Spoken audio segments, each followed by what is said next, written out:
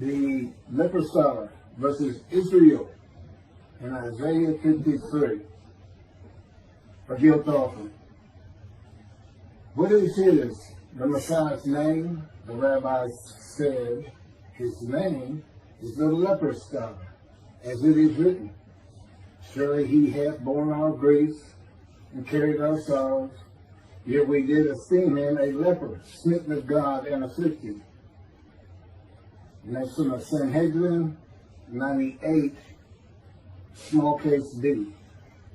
The belief that Isaiah 53 describes the Jewish people as the man Israel, that is often attributed to Rashi, is now the prevalent teaching on the subject. Rabbi Singer of Outreach Judaism is one of the most followed on the internet, and his analysis of Isaiah 53 being Israel.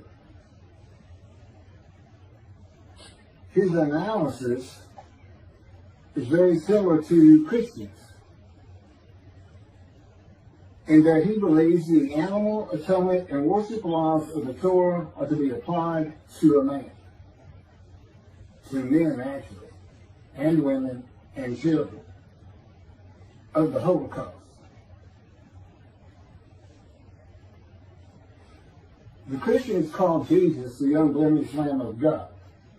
Rabbi Singer says the Jewish people who were murdered and slaughtered in the Holocaust were ram guilt offerings for the purpose which might prosper of having the Jewish people return to the promised land.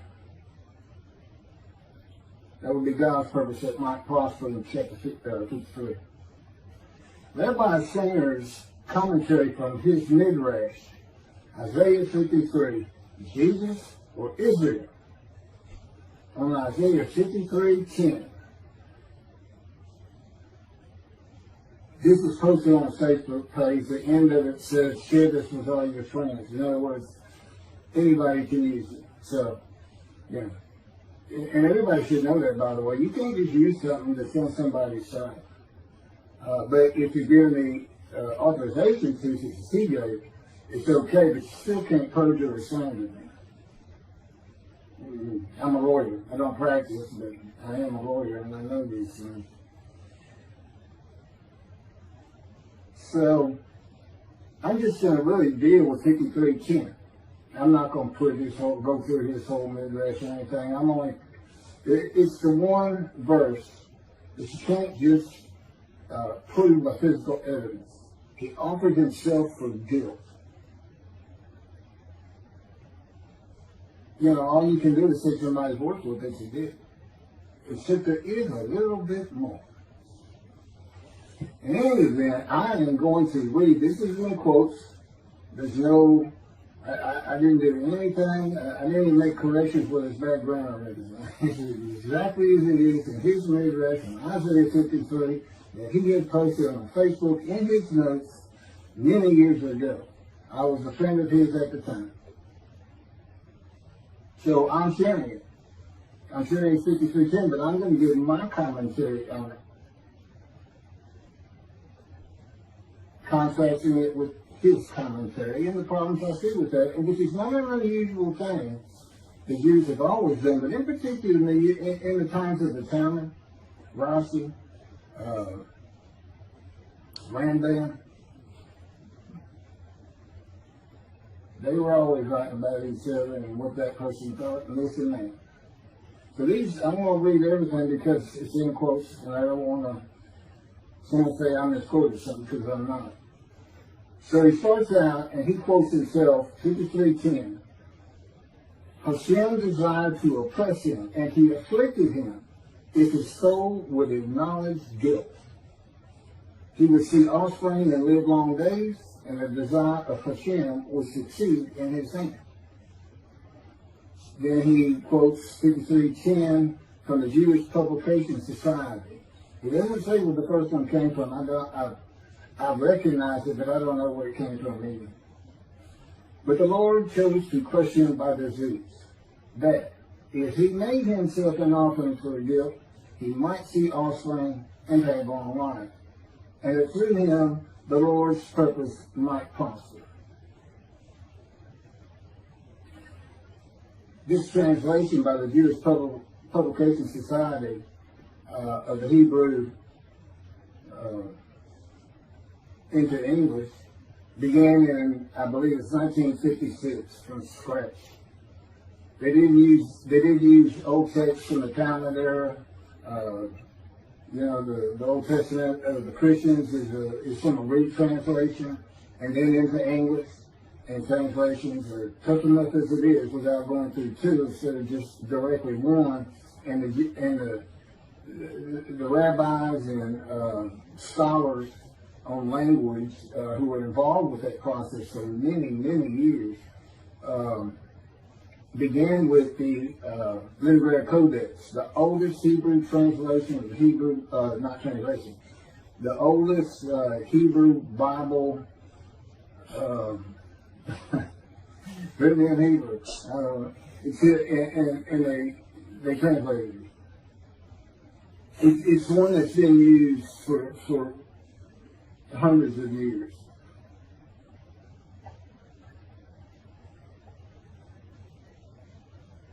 So then, after these two verses of 53:10 from different sources, here's what he has to say.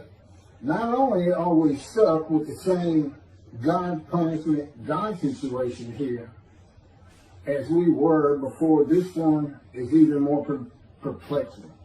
Yeshua was supposed to be the sinless, unblemished Lamb that died for your sins on the cross, and yet it states right here that if he would have acknowledged his guilt, he would see offspring and live long days. The JPS, Jewish Publication Society, rendering gives a little different twist to an already sticky situation. It says,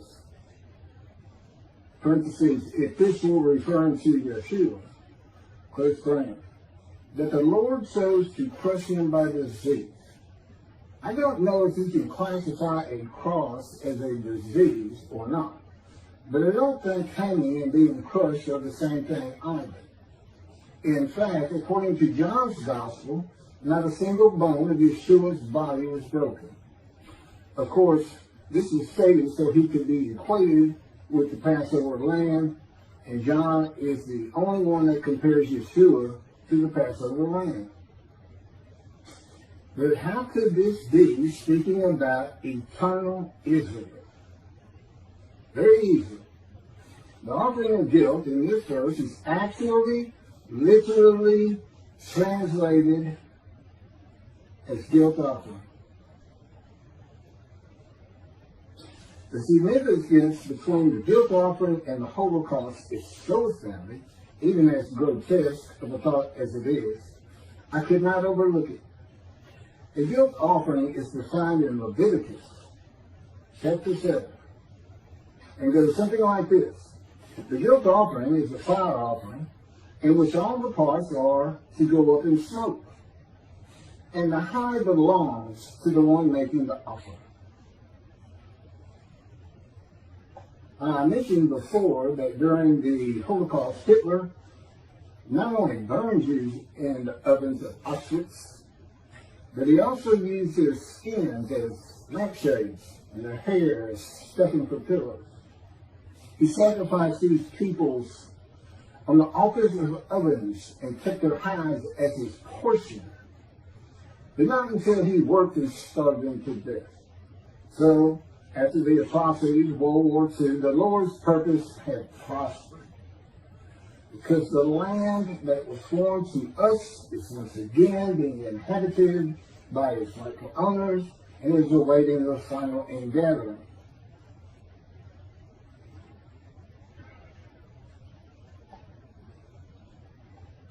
The guilt offering, that's it for the quotes. That's his commentary on verse 2. The guilt offering is a sacrifice made for unintentional transgressions. It was distinct from the biblical sin offering. The transgressor furnished an unblemished lamb for sacrifice at the temple in Jerusalem, as well as in cases of sins against holy idols, theft, commission of fraud, or false oaths, with monetary compensation to the victims for their loss. Plus they mark up to 20% of the value to cover the priest's earnings. That's the guilt offering. An offering for guilt, translated by the JPS, says he offered, God chose to crush him with his knee so that he would offer himself for guilt. That's the literal translation. The literal translated is he offered himself for guilt. Doesn't say anything about the guilt offering. Doesn't say he became the guilt offering. He got to his wife. Doesn't say anything like that.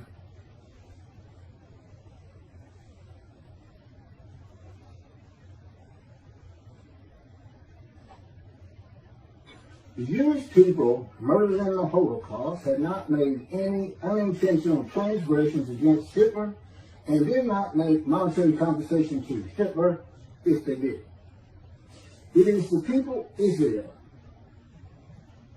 that makes themselves an offering for guilt, and Rabbi single analysis, though he seems to be saying Hitler made a guilt offering to God of blemished rams. And these aren't this is an unblemished lamb of God. The unblemished rams of God for guilt offering sacrifices. These are all just regular people. Everybody has some sins in their life. So they technically, if this is what happened, I really can't figure out what he's done here. But I do my best. I try to keep an open mind.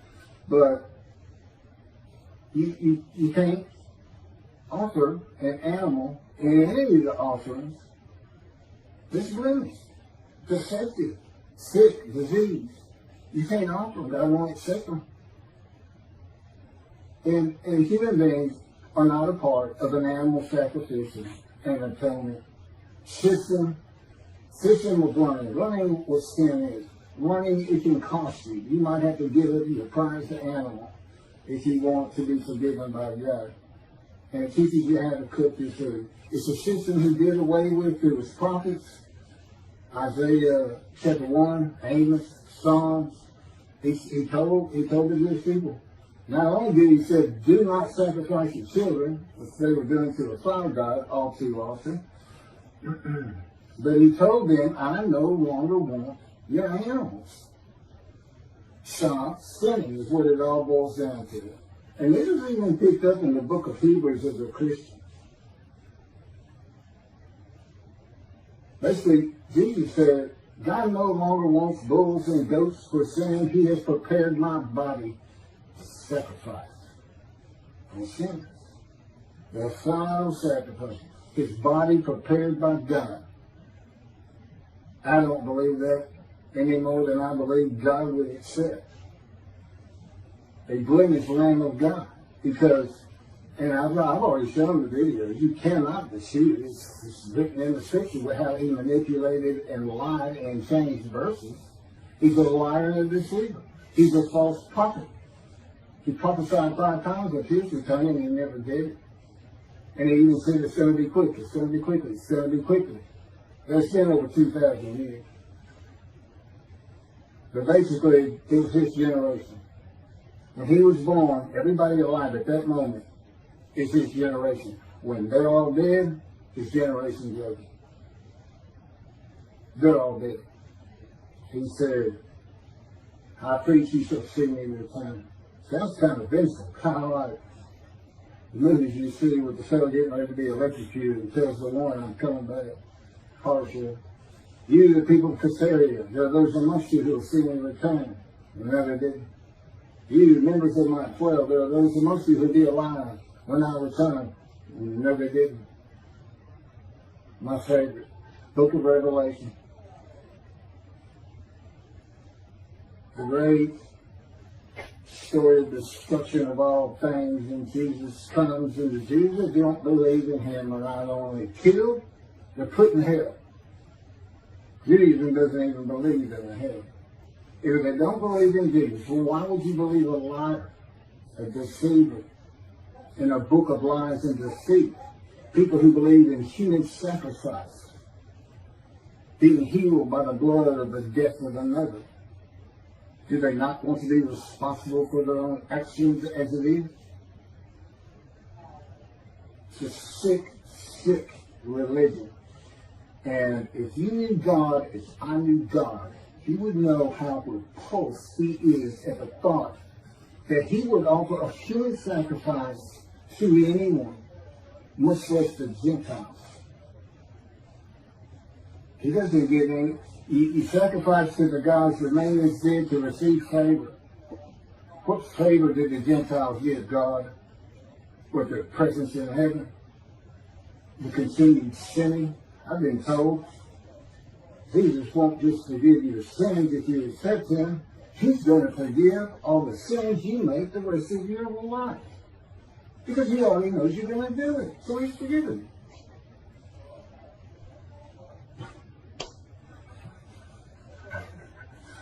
I walked out thinking to myself, I got carte blanche. I can go do anything I accept this Jesus. But no, I don't accept Jesus. Indeed, I don't think he ever existed. I think he's a story. And I have good reason for that. But let's get back to God murdering his children. I don't think Hitler offered them. So here's these brands. Somebody had to offer them, so God's going to offer them. Not unlike he offered his son.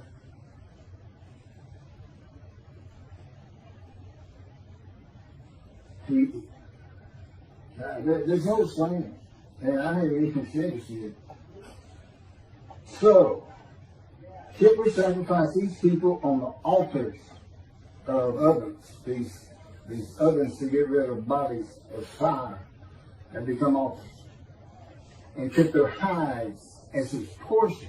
It's very interesting. Because in verse 11 of Isaiah 53, the righteous servant who makes the many righteous receives as his portion the many, and as his spoil the multitude. The reference is to the people he's making righteous, the many. Many will be made righteous. A righteous servant makes the many righteous. Your portion, the many. You keep your followers. Maybe you'll donate to your cause, giving God's temple rebuild.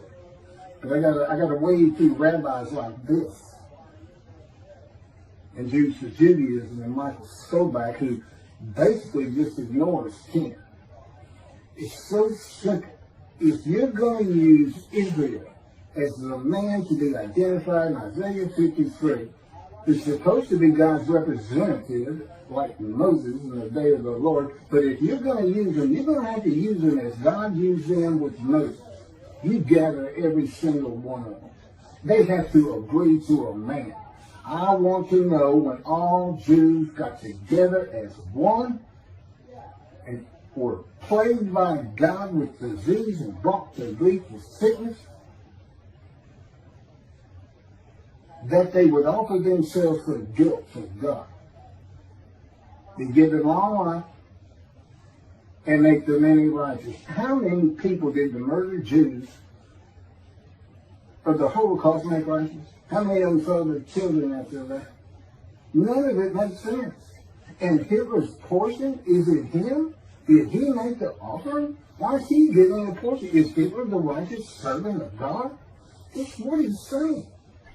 It's mind-boggling. And yeah, he's got thousands and thousands and thousands of Jewish people believing this. And I'm that man. I'm God's representative. I am his Moses. And this is what I got to wake up. Those people that follow Tovia, they'll throw you out of a group so fast, even suggesting, hey, it could be Elijah, the same purpose. They both have to make people righteous, bring them back to Judaism, and they both have a task which might prosper. God's purpose in Isaiah 53 is not stated. We don't know it until Malachi 3, which is where God announces the day of the Lord. And he says, I'm sending my messenger, who is Elijah, and I'm going to return to my temple suddenly. That's his purpose. Okay, so picking back up. Rabbi Sanders seems to be saying that Hitler is the man of Isaiah 53 who makes an offer of Israel, the Jewish people, which again would have to be all of them if you're going to call them Israel, as a Leviticus land guilt offering. And Hitler receives as his portion their house. Isaiah 53:12 says God's righteous servant, which is Israel, and we're using the 6 million of the Holocaust as Israel, as best I can tell. Because the rest of the Jews, another 6 million, didn't offer that 6 million up, and that's not what he says. He's saying God did it. Because God's purpose was, I want y'all back in the promised land. So he murdered and created the Holocaust. I guess he raised Hitler up for that purpose. And I don't think so. I don't understand thinking like that either. I don't get it one bit. But that's me. I couldn't believe it when I read this. I really couldn't. And I'm going to offer myself a guilt. The guilt that the Jewish people feel from not being righteous, which is why they're sick and suffering in the opening verses. Who are the witnesses? It's not kings, as everybody seems to think from chapter 52. There's a reason there in quotes. And then God says, well, you got to be suitable for my purpose. And the purpose is, I want you to go make these sinners, these people who are sick, emotionally sick, from being unrighteous, by being my righteous servant. That makes them any righteous. But you got to be made ready. And I have a process you're not going to believe. It's like getting a cadet ready to be a Marine or a Navy SEAL, except multiply that by about 10 million.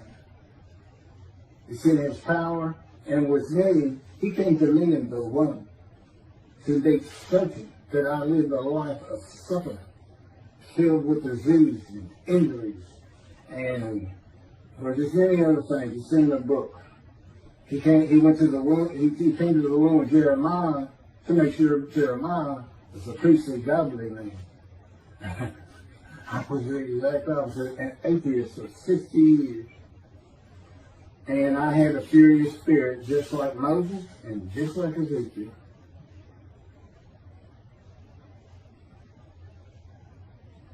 So, verse 12 of chapter 53 of Isaiah says, God's righteous servant is exposed to death.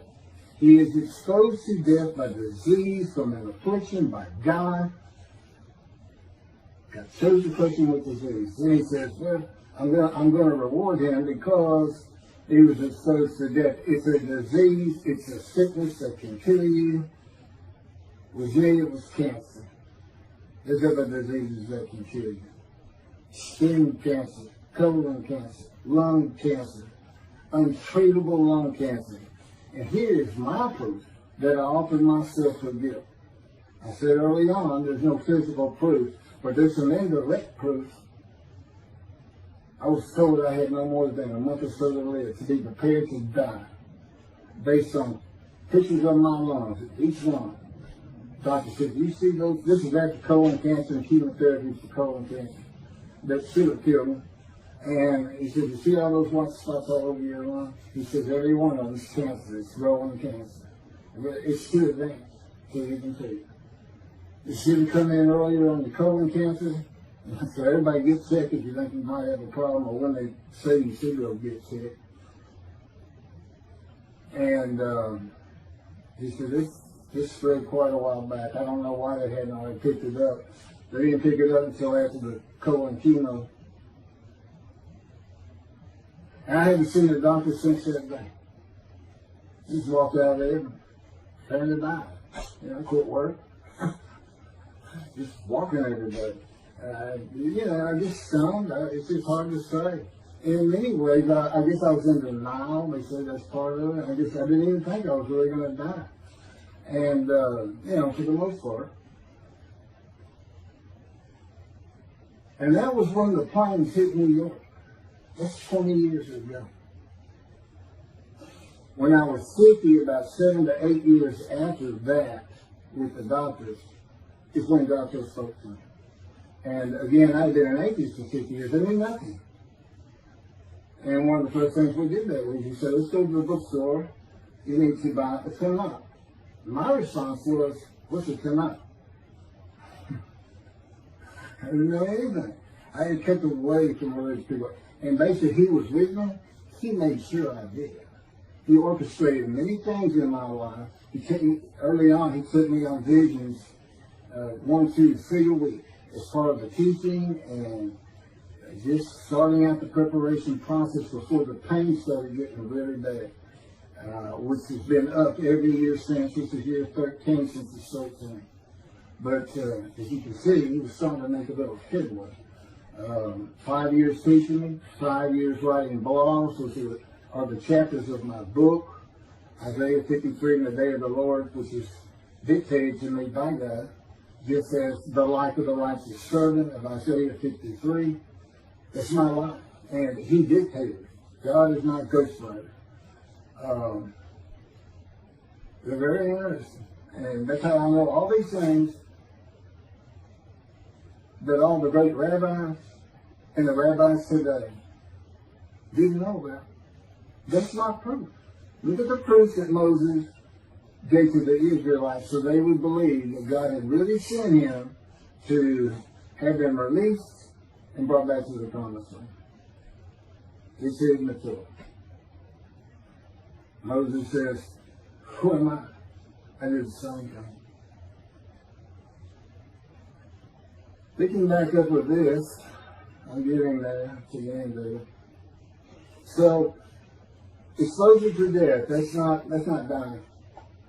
The righteous of Israel does not die for the sickness they were given. Now, I don't know in the Holocaust when they were plagued with disease, if everybody had to be plagued before they were gassed and shot. I think the answer is no. I mean, and then to go out and teach this, there's no longer fits Isaiah 53 than a man the name instructs God. Because this is God's representative in the day of the Lord, and that is so easy to find. Jeremiah, see a time is coming, the land blooms again. See it's after desolations. Go look at Isaiah 61. He talks about, he's not talking about the exiles, he's talking about the Russian dispersal in that chapter, the ruined cities and everything being restored. That's today. The temple era exiles that returned didn't do anything with the northern kingdom. It was inhabited by Gentiles. They didn't restore Israel. And I don't know, other than the temple, that they restored Jerusalem. But it's been restored today. See your time is coming. I'll make a new covenant with you. So there you have it. And the land blooms again, which simply put means that you come back, and I'm going to come back. He's just waiting. I don't think he killed 6 million people. Murdering them was horrendous atrocity I've ever thought of. To make them come back, that's not him at all. God's like, he's like that old crusty dad that just says, I made all of this for you, this big branch. I did it all. I struggled and I've always dreamed of you taking it all over and continuing our name. And he looks up and his son is in a dapper suit with a suitcase and says, going to the city. And he repeats what I just said. And the son says, no, I don't really want it. No, I mean, it's a nice place, nice land. I know you like me to tend it for you and take care of it and exalt his name in doing so, making it beautiful, building him a new house if he needs one. And then I'm going to go to the city, man. Now, I realize he's not getting pushed out by the Romans. But, 2,000 years went by plus, with no one really coming back to the story. And that's how the scripture read it, and that's how he writes it. I know all the practicalities, Zionism and everything else. But the fact is, they did return in 48, create Israel, and blooms again, Jerusalem's rebuilt, Jeremiah 31, 2 times to come have been fulfilled. Okay, we have a new covenant. There's only 2 covenants unfulfilled in the Hebrew Bible. The covenant of friendship that God grants when David, Moshiach, is here in Malachi 3, the day of the Lord. The chapter of the day of the Lord. And it's the change day of the Lord from all the different references in 5 or 7 other books of a day of terror and destruction, of horrendous plagues, where evil is eliminated from the human race, but the good stay. Okay, well that's never going to happen. That's not God's, that's just some story for antiquity, and even today. I mean, it's, you know, I watch zombie movies sometimes. Talking about the resurrection of the dead, I don't believe the dead are resurrected. I have too much knowledge of science and medicine, and just plain common sense. That's not happening.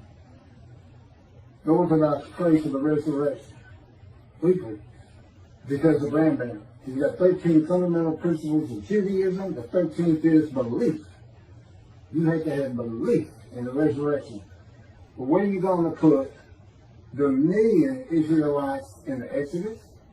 Where are you going to put all their ancestors who were in Egypt for 400 years? People who didn't even cook the food.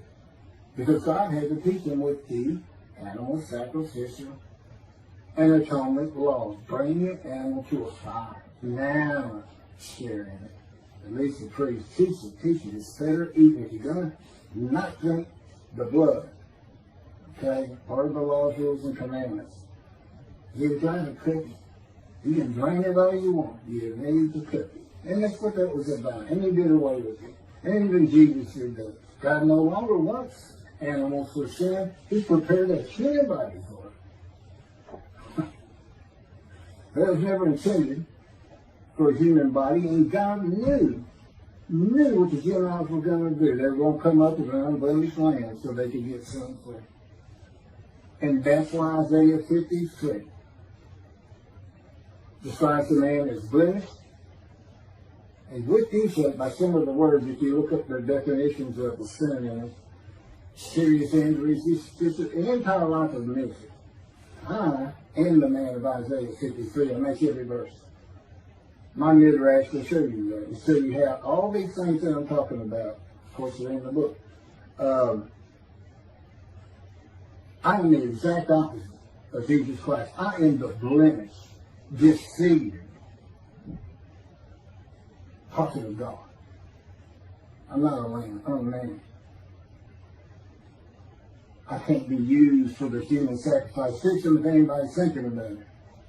Because I'm the righteous servant of God. They think, oh, that'll be a good sacrifice. That'll be good. What I want to see, now that we all know the Jews are the righteous servant of God, all of them. It's 7 million in Israel, 7 million in America, and I don't know how many millions in Europe and across the world. I'll just say 14 million. When are they going to make the world righteous? They say they're the righteous servant. When have they made the many righteous and multitude as one man is it? It's so far from thing. It's just as far as Jesus Christ said. They have taken this concept, him, and Jews from Judaism, Michael Sobach and his cohorts, have taken this concept and this idea, and they can't back it up one bit, and yet they have convinced, because of their unique personalities, very, very jovial, very nice to listen to, very intelligent, but with false teachings, and thousands of Jewish people believe this. It's Israel. I can't even mention it could be Elijah, much less a Gentile. But that is exactly what God did so he could have his vengeance and vindication against Christianity by saying, you know what? My Isaiah 53 describes a Gentile. I come from Edom. I wasn't allowed to go through Edom with Moses. I come from Edom. In the Talmud, that's Christianity. The South and Edom. I'm coming from Christianity, and it says in chapter 63, and of the peoples, the Jewish people, the Jewish people, none are with him. Comes with the Gentile. And it's for his vindication against the Christians because he knew what they were going to do. And Jesus is a Jew. He can't fit it. He's not from the stump of Jesse. He's from the felled ancestral tree. He can't be the man of chapter 11, the anointed, Moshiach who is described in 53. He can't be him for so many reasons. His lies and deceit. There may be other rabbis who've seen these things. Like Zacharias is riding the ass into Jerusalem, and he says, I'm going to be crucified there by the Gentiles. When you look it up, and he says, all the prophets like this have made. Well, there's 20 prophets in the Jewish Bible, and not one of them says it. What one does say is, the Moshiach will ride ass into Jerusalem. Basically means he's going to be a humble man that doesn't have to be created by me. God's making sure Moses ended up being the most humble man on earth. And I know why. It's because of how God treated you. But I got too much of David that I have to show in the purposes that I have. My spirit is still furious. But the good thing is, I don't feel the fury inside. He can have me talk like this, like I'm furious, and I'm fine. This stuff, I won't even hardly remember saying anything. It's incredible. The stories I could tell people once this gets going, just sitting around there, for those who truly believe. And the evidence is overwhelming. Cannot believe it. It's really to tell me you never believed Moses. You and your ancestors would have died in Egypt. You wouldn't have gone. You'd have stayed. You can't use animal sacrifice for human beings. It's just mind-boggling. Absolutely mind-boggling. Okay, let me see where I'm at. I think I'm about done.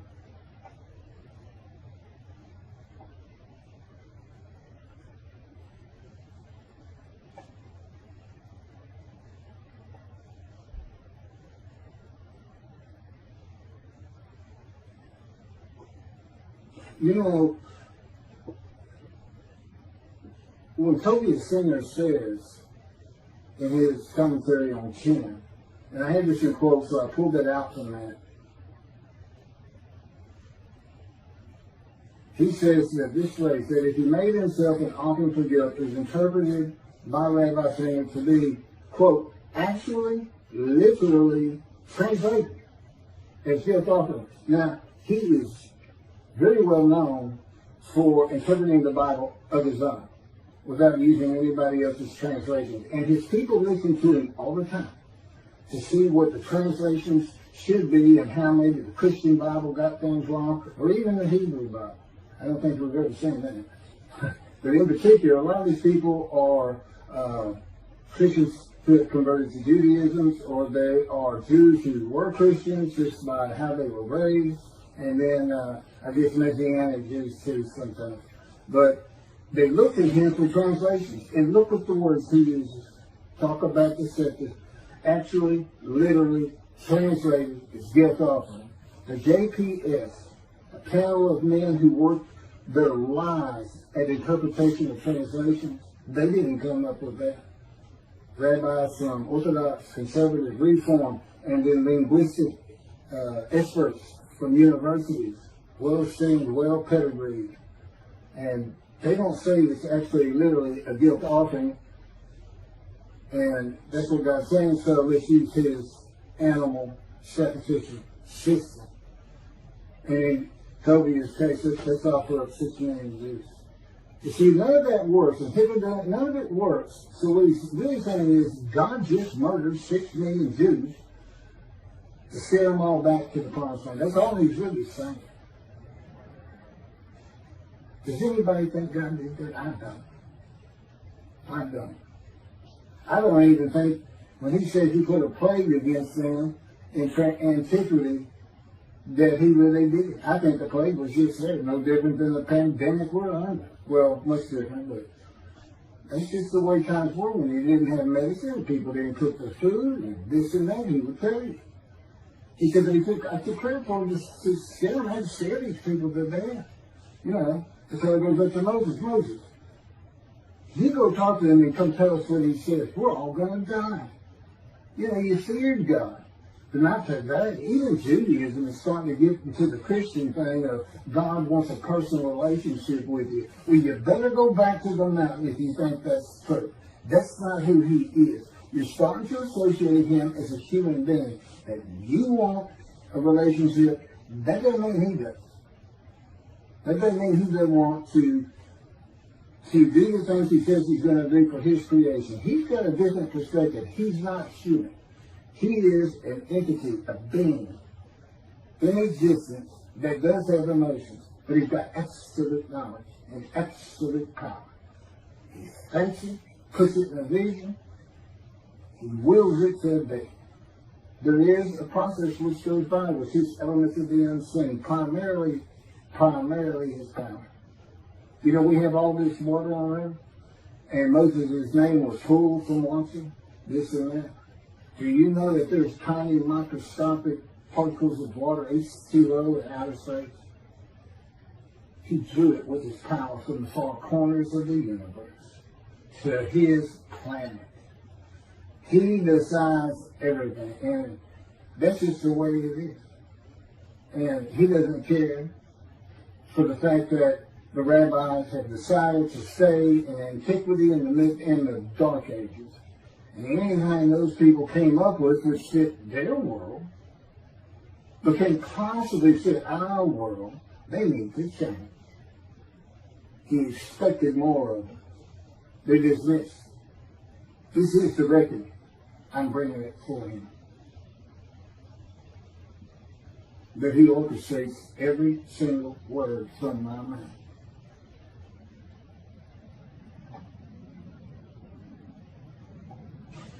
Bottom line? Bottom line. Here it is. Let me finish up with this.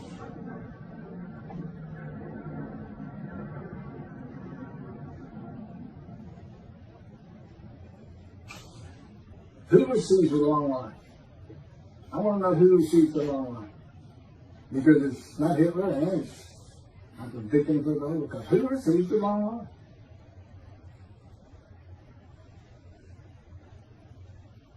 No one. Would God accept an animal sacrifice of blemished humans from the Gentile Hitler? No. He wouldn't. He doesn't accept human sacrifice, period. Much less lamb sacrifices for guilt. For being guilty of destroying self, stealing self, theft, this and that. It's not the guilt we're talking about. It's verb and adverb, or verb and noun. This is the emotion guilt. They said they were sick. Okay, the man's called the righteous servant. What do you think happens? It's because they're sick, because they feel guilty of the sins they've made against God and in their lives and with their family. They told their family up having an affair. Anything. Those are the people who are sick, who need to understand that God does work people of little faith. That God does do what he says he's going to do, and he does it in the manner he's always done it. He selects a man. And for the day of the Lord, he described him. And he knew how difficult it was going to be in this age of secularism, atheism. You know, taught me I'm an atheist. But he taught me up well. And after the 5 years of learning, the 5 years of writing, we had a little over a year to put the first book together, Isaiah 53 and the Day of the Lord.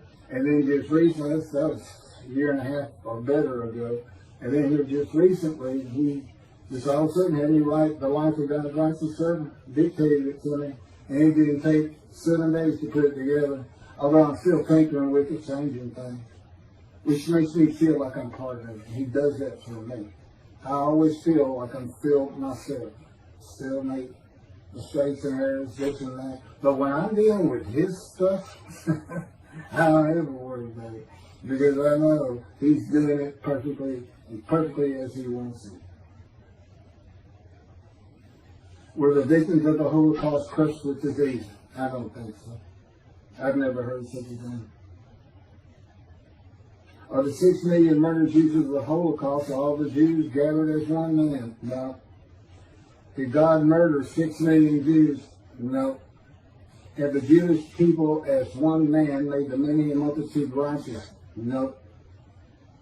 The 6 million murdered in the Holocaust